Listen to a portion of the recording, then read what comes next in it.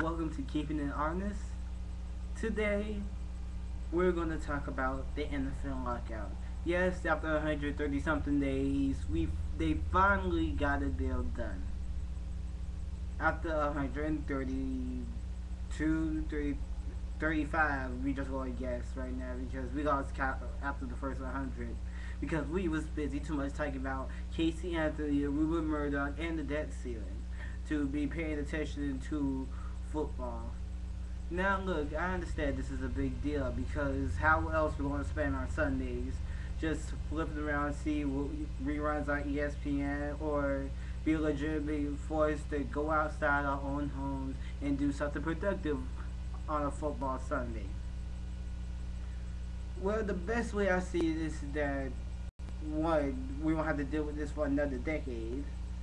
Two, people we get football back in business, and three, we proved how much people value the value of money. I mean, come on, money rules almost everything in this world. Sure, the NFL had the $9 billion. They had to split among the owners, which they got to give to the players, and yada yada yada. And if we didn't get playing again, we will be in a sports recession. Now, the definition of the sports recession, which I call it, is pretty much is this: we will have no football, which will be devastating, and no basketball, which is already, I don't know how they going handling their lockout, but if those two were, if NFL were to stay in the lockout right now, through the season and all the other stuff, they will be losing lots of money, which will make Commissioner Goodell very very mad, and the NFLPA Association, the National Football League Players Association, if you don't understand acronyms, would be very upset too because the players are entitled to that money. Now, this is how I see it. If it took them this long to settle $9 billion among 32 teams, which this is the thing. If we were watching the coverage of the lockout, they said all the teams unanimously vote.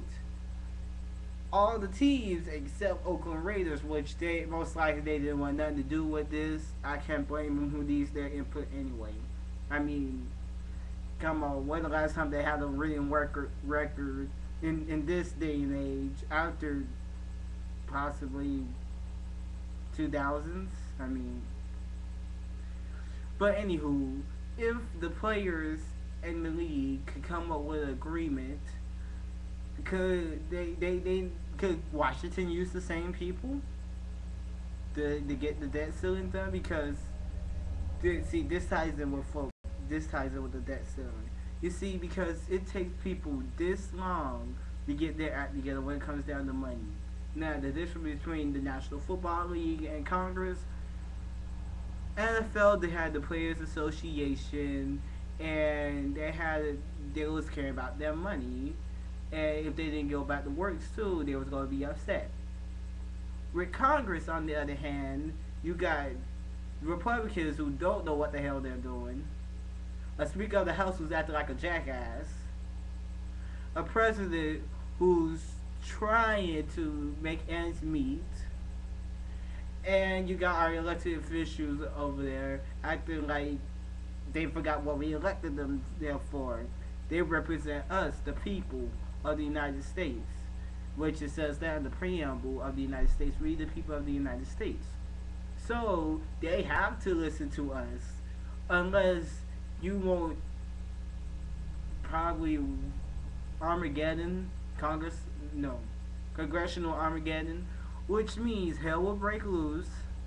People in the Senate will lose their jobs, and most likely, I say next year, if the Republicans don't still in control, we might get back to a Democratic House and Senate. Even though even though this Congress is split 50-50 and we got a Democratic president who's trying his best to get reelected next year. But all in all, thank goodness we got football back in America. So we could sit down We light up the old barbecue back in the backyard and make sure that when 1 o'clock comes, we all sit down and enjoy a nice little family yelling, cursing, Saturday, some Saturday of a football Sunday. And who knows? If you don't like the team that's playing during the afternoon, there's always NBC coverage of Football Night in America without Keith Olbermann since he's working at Current now, and the assholes of it over at MSNBC, no NBC. Sorry, we got to acknowledge the parent company. Want to hire him back, but that's another story. For this edition of Keeping It Honest, my name is Sarah Dukes. Please leave a comment. I would really love to enjoy listening to what y'all have to say.